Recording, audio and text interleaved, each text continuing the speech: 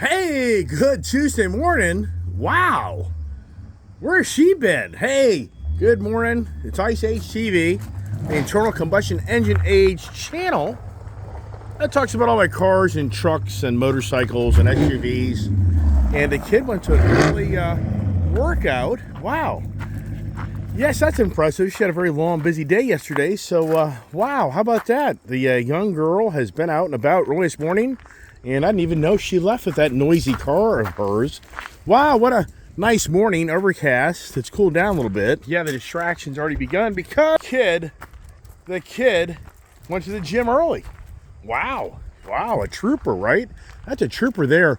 Yeah, look at the morning here. It's overcast, a little cooler, a little less humidor.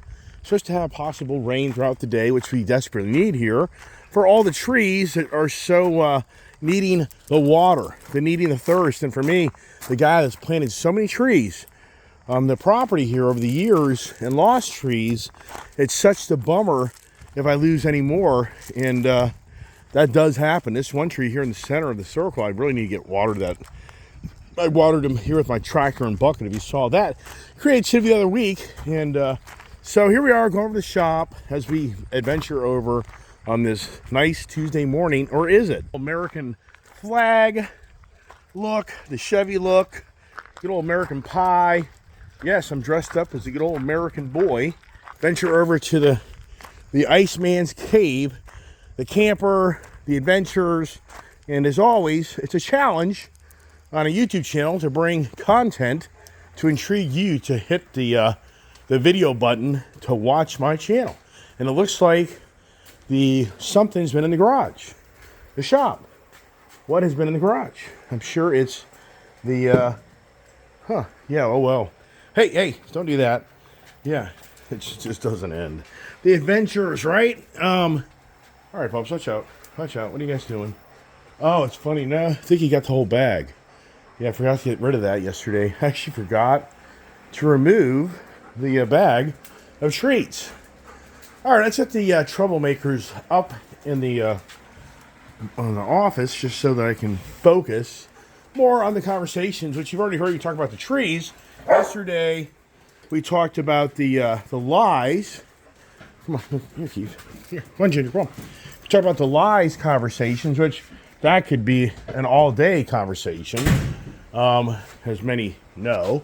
And today I thought the conversation would be trees. I thought, wow, let's talk about the trees because that's such the foundation of the earth, Mother Nature earth we live in. And also, it's, hey, I know it's a really good beer.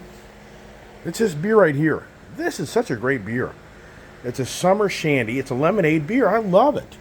And my good friend Shannon and Chris, I went over to their house for Chris's birthday party, and they were serving that, and I was like, wow, that is a really good beer.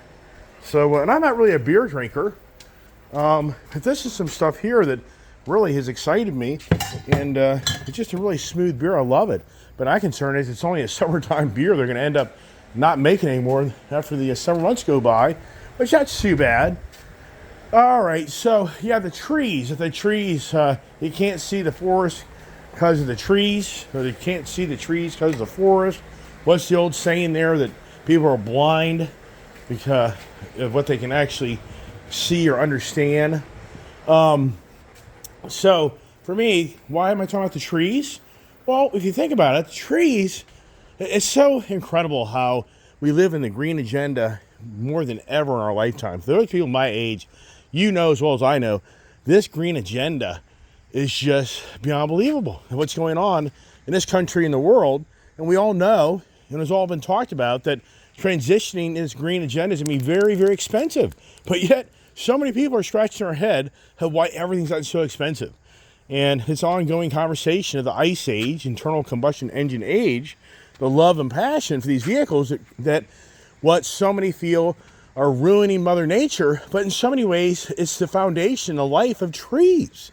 Whether you realize it or not, I'm sure most people do understand this, is the carbon dioxide that comes out of the tailpipe of this car and the other dirty emissions. For you and I, that would kill us if we had to breathe it. That's not breathable. That's not That's not good oxygen for us. But for the trees, believe it or not, the trees capture 30% roughly. That's just scientist numbers. Who knows the real number? But trees capture 30% of this carbon dioxide, and they photosynthesis it through their leaves that creates actual good oxygen for us. So in so many ways, these gasoline cars, these ice age cars, are helping the trees in this world. It's actually the trees have become better off in so many ways from the emissions of these cars.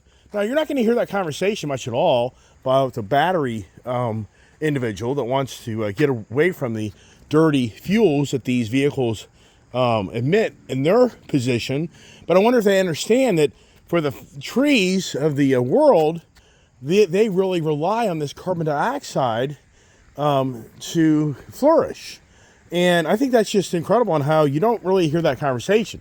And so I started doing some research on trees, because for my property here, when I moved here, there were just such incredible big older trees, like that big tree up there in the front of the driveway, that were around my house. And sadly, through the ash bug, I lost a lot of my beautiful big trees on my property. I lost like 12 or 14 trees that I literally went out and rented a 40-foot boom, and I found kind of a handyman sawman guy that came out here, and we used that to take down the trees on my property. Because anybody knows, you have 12 or 14 big ass trees, you know the bill that's going to be on your table for that type of arborist to come to your home. And oh wow, Kiefer has a big ass bite in the back of his body. Wow, look at that. Oh, you know what that is? He is itching himself. Wow. So that's bad. That looks like to me like he's eating his own skin. And so that's, he's got an allergy apparently to the food that we have. Wow. So we're gonna have to get him to the vet. There's a $300 bill. Wow. You see that? I don't think that's a bite, because he itches himself and he starts really gnawing at his skin. So, I don't know. It could be as well.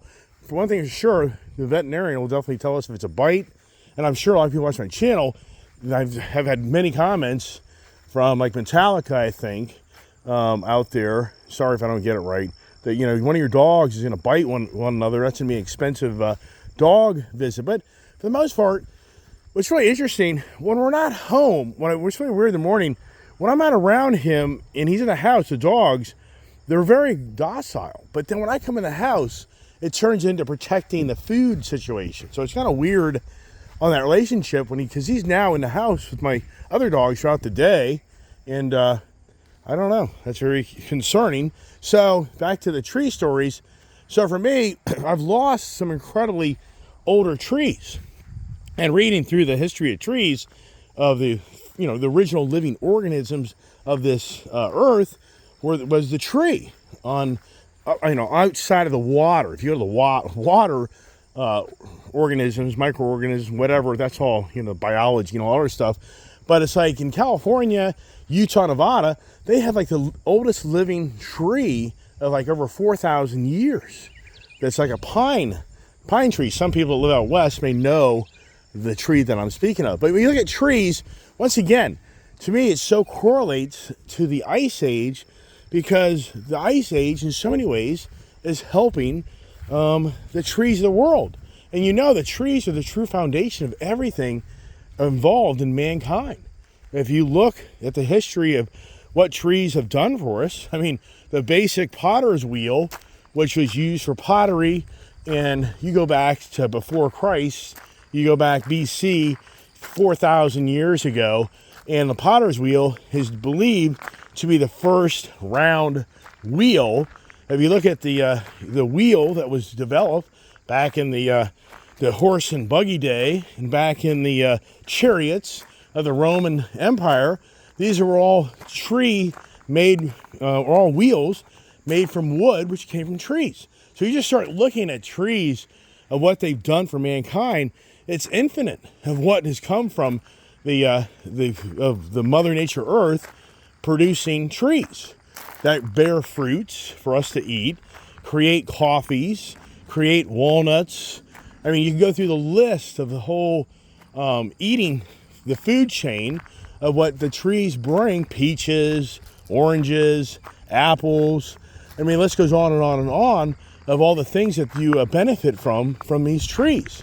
And you think about what's the number one thing used to build something. It's wood, it's lumber. The trees that truly are grown with a purpose of just giving us lumber to build things. Look at the barn. It's all wood for the most part. Could have put a metal one up, but we wanted to keep the old barn look. You look at the fortresses from the early ages. You could look at stones, but also you could look at the wood of the. As a kid, who didn't want to have a tree fort? I mean, come on. As a kid, who didn't want dad? You begged your dad to build a tree fort.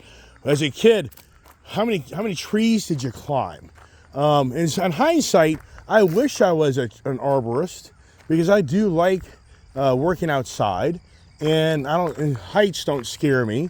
I used to climb telephone poles in the telephone business. I used to climb buildings to get on top of roofs to pull phone line and be up in high ceilings pulling phone line and cable and everything. So I could have been an arborist. And that's, if you get a name to do that, you can do very well, but it's hard work. If you've ever cut down a tree and you've actually started cutting up the tree to create firewood, it's like, wow. I mean, it is so much work. That is not a lazy man's job. Poor Kiefer. Man, I'm very concerned about that. That's not good. But it looks like, to me, it just so looks like he is gnawing away at his own body, which, yikes, that's not good. It's distracting me a little bit. Well, for mankind, what was the first fuel that he was able to use to create energy, which we all know, it's the firewood. I mean, I think most people kind of get where I'm coming from on how it's so incredible and how the internal combustion engine has, in so many ways, flourished the trees on this earth. And then they claim there's like 3.2 trillion trees on this earth. But they also talk about, which this is just mind-boggling, is 15 billion trees a year are cut down and used for clearing, for communities, developments, for use for manufacturing, for making wood, and then replenishing the 15 billion where they're planting 5 billion in place of it. So it's like it's off by 2/3. It's not a one-to-one relationship. So mankind is stripping Mother Nature Earth of trees at the fastest pace of ever, but it's not replenishing the trees that it's taking down, which in some ways you have to say then that's not good, because we're losing that ice age friendship with all these trees, because less and less trees. But for me, I tell you what, living on this property and just myself planting all the trees, like I planted all those trees up against that fence line. I've planted all these other newer trees for replacing trees. My dad, across the way over there, he planted like 50 trees just around his property. So I think about how many people I'm sure you know. But what's interesting is, here on the East Coast, you go out to the West and you go to the desert and you go out to other areas. But even not that, when somebody builds a brand new home and they've cleared the lot and there's no trees around the house, it just seems like a soulless, it seems like a very empty, soulless, hey honey, look, call Kiefer. Honey. My wife can't hear me. So, which is unfortunate, because she'll probably flee. Hey honey, call Kiefer. He's got a bite or something happened to him. Go over there, Kiefer. Call him. I won't show you on the video. So, anyways, I'm getting distracted this morning, which is, but it's our dog, and you have to look at his back end. Something happened.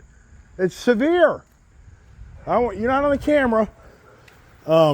So wood. I mean, wood, cardboard, everything that is related to wood. But the whole point here is, us Ice Age people that have the love for all this stuff, we're getting so beat up, but at the same time, we're actually helping the world. I mean, come on. I mean, isn't that the truth? Am I delusional? I mean, I get it. It just gets so aggravating and complicated. You know what? Only if trees could talk. Have you heard that saying before? I mean, can just think about how old some of the trees are and just think how big. Like when I lived out in California, the redwoods? I think it's the redwoods. This is back in like 1974, just a young kid, and I remember my dad taking us to that park, and it was where these big redwood trees are, where you could drive between them. You could drive, under the trunk of the tree is just so massive, and but if you could actually know the stories for all the trees that have been around, because there's some trees that have been around for hundreds of years, even thousands of years, and if only they could talk. If they could share the stories of what they heard. I mean, wow, right? I mean, sincerely, that would be, do they talk, right? Do they talk to each other? Here we're in the collection of cars and motorcycles, and what do they all have in common? An ICE engine. All of them. And you're hearing about the Harley Davidson thing? So my good friend Chris and others, I've even heard that the DEI thing, the woke thing's going on. Apparently, the Puma guy that loves the shoes that was hired to run the company is going woke. My one friend Chris says that guy doesn't like us. He doesn't like who we are. I don't know if I believe that per se, but I guess that the sales and I guess that they're resorting to having to play the Flair game. And I mean, I don't know. For me, it's just so much. Like yesterday, the lies. What do you believe anymore? I mean, anymore, what do you believe when it comes to hearing information? And I don't. I mean, for those that watch my channel, I don't watch television. I really don't. For the most part, I don't sit down at nighttime and turn on the news media machine that wants to brainwash you to think a certain way. And I mean, I like to watch the baseball games, sports, racing, the wavy boats, the boat zone. We see all people out in their boat having a good time and everything. So when you hear all this different talking and everything else, hey, do we do another Andrew Jackson? What do I do? Another Andrew Jackson? Hope Mitchell got my money, because when you send money in an envelope, and I tried to make it look like it wasn't money in there, does he actually get the envelope? Hopefully he gets it today or tomorrow. And I sent him some more stickers with the envelope to give to his charity and to hopefully share the flag. One subscriber yesterday reached out and said, hey, I just saw your car. And I'm thinking, yesterday I was driving my Chevy Bison truck, and then my daughter and Brian were out working on the Bronco, and so he said car. So I think to myself, I've handed out, I've got a decent amount of stickers out there. And if anybody wants a sticker, IceHTV comments at gmail.com, IceHTV comments at gmail.com. And I'm thinking to myself, I wonder where that person saw that sticker, because wouldn't you reference, if you saw my truck yesterday, hey, I saw you in your truck, or I saw you in your SUV, but it was a car. So I wonder if that person's watched my channel, if they could be more definitive. And I should have responded, where did you see me? Why didn't I think of that yesterday, right? Duh. Yeah, I hear you loud and clear. As the bees like to eat the wood. I mean, all the key things that wood brings. I mean, to me, like in my shop, can you imagine if this was a metal building? It just doesn't have the same energy, aura. I mean, it's having the wood. If you look at all this stuff here, wood. This is a lot of the original timber in this barn, even though we had to take a lot out. But it's just the natural, the wood. I mean, who doesn't just love the wood barn, a wood structure? My house is an old log cabin with stucco over the original log cabin. I mean, it just gives such character. You go into a wooden, like you ever go to a cigar shop or someplace where they have a whole wooden interior for the aroma of you hear the smell of cigars, or somebody has like a pine closet that you go into their closet and you can just smell that really nice fresh aroma from the pine. And I know for us, my channel, it's, as I say, it's always challenging to bring content that relates to the cars and trucks and motorcycles. And you think about all the ramps, like Evel Knievel. What were those ramps made out of back in the 70s when he was doing the jumps? Was it metal or was it plywood? Meaning, did it have a metal base with plywood laid over for the ramp? I don't know. I'm just throwing that out there to keep the conversation going on our daily routine. But for me, I have a very weird, interesting story about my house, because when I had this home, I bought this home in 91, and I just about sold it in 2001, where I had invested nothing in this property. So for 10 years, I owned this home, and I think I owed like $120,000. I paid $330,000 to the home. The builder gave me 30 grand credit from my townhouse that I traded for the home, and I had a balance on the townhouse. So I basically financed $300,000 on a 15-year mortgage, and I think I was down like 120 grand owed on this home back in 2001. That's why when the feng shui people showed up that wanted the property, I was really thinking I could probably walk away with probably about $800,000 in my pocket to go buy something else. And then investment wise, I had spent nothing. So that was an incredible return on investment had I done that. Well, if you know my feng shui story, it never played out. We never could get that to come. My wife and I couldn't find any home except one that it turned into a bidding war. But the point of that is, in 2005, it's really weird how life operates.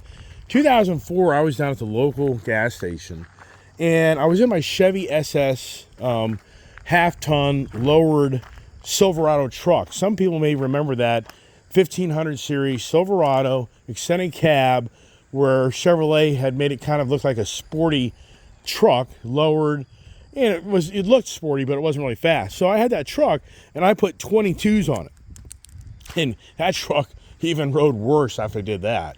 So I had 22s on it, black, really cool truck, and I was down at the gas station, and this taller gentleman came up to me and was admiring my Chevy truck.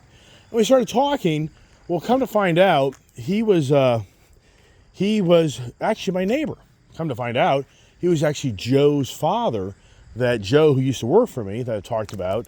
And so we had a great conversation. Well, he comes to tell me that he's a builder. He knows how to, build things. And so I'm like, well, hey, I have a project for you. I've got a barn that I would like to put an office in. And he said, well, okay, well, I'll finish up another project. And how about I visit you first of the year, 2005. So he came to my property. If you see, there's little deer. It's incredible how many deer. There's too many. Hey, Charles, he was asking through the comments section what animals are out in our area here. You got the deer, the fox, the raccoons, the possums, groundhogs. You do have coyotes. We don't see them, but they are around here. There are every now and then a black bear sighting. So you get the array of the animals that do live in this area, but not any wild boar or any elk or anything crazy. But the deer are really bad because they get out on the road, you hit them, and there's too many.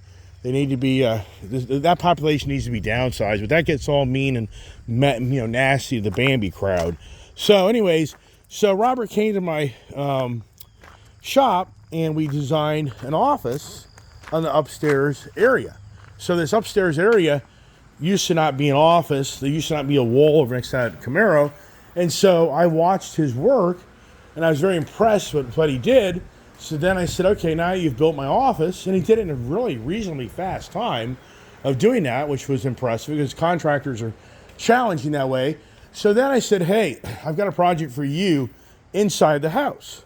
And I want you to go inside the house, and we need to renovate the house. We need to take the second level of the house, and it had an attic in the top of it, which made it very low. You had to bend over sometimes to walk in that area. And so I wanted him to raise the ceiling in the home, and then we wanted to redo the whole living area, but I didn't have the front addition, nor did I have the rear addition. So if you look at my house, those things were not part of him. So in 2005, my parents used to own that home up there, and we shared the home. And so my wife and I, and Julia, only being just a little over 6 months old, we moved up to my parents' house as Robert then set up shop, and he gutted the whole interior of my house, where we redid the whole, we updated it, refreshed it, did a lot of work to it. And he helped me trench from my house all the way across my property. And, you know, some ways I can still see that. I can still see the trench. I rented a backhoe and actually a little mini crane thing. And we trenched all the way over to here. We pulled in all new electric, because the electric used to come in overhead. That's the old pole up in here to the barn. And so I pulled in all new water, pulled in water and electric underground into this part of my barn over here. So when he worked on the house, we also took on that whole new project there and bringing in newer electric, which never knowing over the years and years that how beneficial that would be for the capability of me being able to have a camper, water, charging stations for the electric vehicles. So that was a big project, which I was very fortunate for him to help me do all that. And since I helped him do a lot of work and he had not real expensive labor, it wasn't crazy money. And so when he worked on the inside of the house, it did become a long project, and it was starting to get to be too long a project because we moved out in February 2005. By September of 2005, my parents were wanting to come back up, which isn't a real big deal. They could come up, but it was just getting to be too long and the budget was getting too expensive. Anybody know these stories? But the reason I'm bringing this story up to you is because there used to be a big tree. I'm not embellishing here. There used to be a big old oak tree that where the back addition to this house was right up against the house. If I go back here, I also had termite damage in the upper level of that home where Robert repaired all that. He got rid of all the old eaten up termite damage.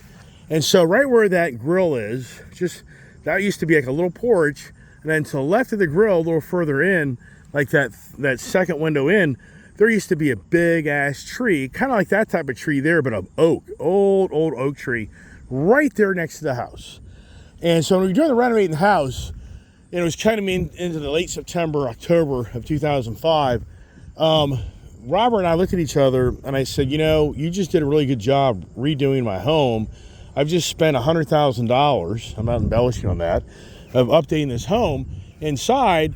And I think we should take the oak tree, that big old oak, down, because I just think that's going to be a disaster. If that thing ever falls on my house, it's going to be me starting all over again of having to rebuild that house. So he and I were like, yeah, that's a great idea. My wife, it's like, no, we're not taking that old tree down. I'm like, honey, that's a very old tree. You can see it has damage. You can see the ants. And honey, if the tree ever was a part of it was to fall on the roof of this house, it's going to be a fiasco of us having to start all over again. So we should take it down. No, we're not taking the tree down. No, forget it. So Robert and I go, well, we get kicked to the curb. The reason I'm bringing the story up once again is now you go to 2010. I believe it was 2010. 2010, Robert passed. He died at a very young age in today's world from a seizure. And so he passed, and it was very sad. And so now, this is the strangest thing in the world. He had passed 2 weeks prior to an event at my house. My daughter and I and now keep in mind, 2005, 2010, my brother and I in 2007 and 8 built that front addition. Primarily my brother did. I brought him up here, and he worked for me, and I paid him to do that when he was kind of looking for work. And my brother did a really good job, great job to do that, and I appreciate that. But I helped him, but he did most of the work. So I give the credit to him. So that area now was a livable area for us to be in the TV room, the front room, the house. So it was like August, I believe, of 2010. Julie and I are in that room watching TV, and this violent storm comes up on our property. and I hear this big boom. I just hear this huge boom. And it was just the weirdest feeling I had come across my body as I heard this. It was just like it's like the whoosh. It's just something happened. It's like one of those moments in your life you're like, this is weird. I just felt the presence of somebody. So my daughter and I literally walked the backside of the house, and I look out the window, and that oak tree had split in half, and it had fallen to the left. So it's like the tree, it's like, and maybe I'm wrong on splitting in half. The tree, I think, no, it did, because they had to come and get a crane out here. So yeah, the tree split in half, and instead of the tree falling right and hitting my house, the tree fell left. And to this day, I think Robert's presence came to my property and literally pushed that tree. My wife's gonna take the dog to the vet. That's what she's doing right now. That's how my wife is. My wife doesn't play around when it comes to dogs. She goes out of her way to help them, so she's gonna take him off the road to the vet right now. So I truly believe that my friend Robert passed. He knew. I knew that one day, for all that hard work he did for me, was going to be ruined, and his presence was here in spirit, and he made sure that tree didn't hit my house. I feel so strongly about that. So that's one reason I was telling you that story, is because I'm sure there's other people that watch my channel that have had a moment in their life where they've lost somebody, and you felt their presence was here once again. And something about that, something happened that you just were like, wow. So, yeah, and the thing is, when you're buried, what are you buried in? A wooden casket, typically. I know that today it's much more sophisticated and other materials can be used, but for mankind, you're buried in a wooden box. And in trees, we're just like the trees, because we come into this physical world, and the gravity keeps us on this physical world. Have you ever gone outside and flipped yourself upside down, where you're looking at everything upside down? If you ever do that, you should. If you have a lot of trees, you get a real perspective on how, wow, if it wasn't for gravity, where the trees would be instantly, being that, that's what keeps everything to the solid ground. Point is that we all come in this physical world, and we come in as a little sapling, whatever you want to say there, and we all then grow up and progress, and we all have years and years of growth marks, if you know what I mean by that. I right here have a finger. If you can see that right there, that's from wood shop, and me being in 7th grade in New Jersey, working when we first moved from California, that is where with X-Acto knife, I literally cut open my finger so bad working on my wood shop project that we had to go to the emergency room to get stitches. And to this date, I still have a mark. And I'm sure many, many people out there could start showing things on their body like you can, as you know, when you cut down a tree, you know how old it is by the number of rings on the tree. And so us humans, us, the memories, the good, the bad. Yeah, who doesn't have all that? Like I say, if only a tree could talk. Wow. If only wood could talk behind the closed doors of all these supposedly leaders of the world, of what they're really saying behind closed doors and very secretive conversations. Yeah, we can only imagine. All right, that's it. That's all I'm going to talk about. Just thought I'd share my story. I'm sure everybody else has their personal stories, and I appreciate everybody supporting my channel as I continue to do the daily things and projects. And what's next? Well, I got my front bug deflector for my Chevy truck yesterday. I just love that truck. It is so cool. And yesterday I found diesel fuel for 40 cents a gallon cheaper by going to Sam's Club. 40 cents a gallon. And I put in yesterday close to 30 gallons. So that's like $12 difference in savings in fuel by going to Sam's. So, which I'm very lucky because it's those $3.59. It was like $3.55 versus like it's basically $4, $3.99 to $4.19 up in this other area. Go to Costco and Sam's. One thing for sure, you buy the fuel, you can save yourself a lot of money. All right, I talk a lot. I get it. Appreciate all the nice comments. Hope everybody has a blessed day, and that's it. I'm wrapping it up. So, salute the American flag, and God bless. Have a great day.